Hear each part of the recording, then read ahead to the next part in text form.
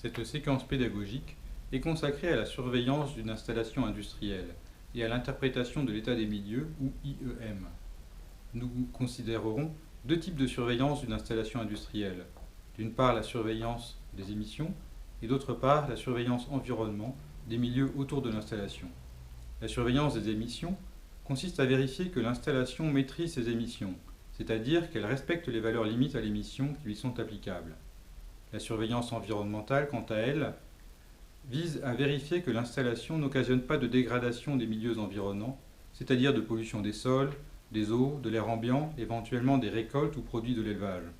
Cette surveillance environnementale consiste en des mesures de concentration en polluants dans un ou plusieurs de ces milieux, en particulier dans les zones a priori les plus exposées, mais aussi dans des zones peu ou pas exposées, des zones dites témoins. Mais avant même d'acquérir des concentrations dans l'environnement, que ce soit par la mesure ou par la modélisation, il est essentiel de prévoir le cadre d'interprétation des résultats. Quels sont les paramètres de pollution les plus pertinents? Quels niveaux seront considérés comme élevés, voire comme graves? C'est ce cadre d'interprétation qui détermine notamment la stratégie d'échantillonnage des milieux pour la surveillance environnementale.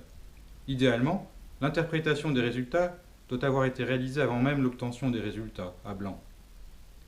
L'interprétation des concentrations obtenues dans les différents milieux, ou interprétation de l'état des milieux, s'opère typiquement par comparaison à un état initial ou à un état non affecté, état témoin, concentration usuelle dans ce milieu.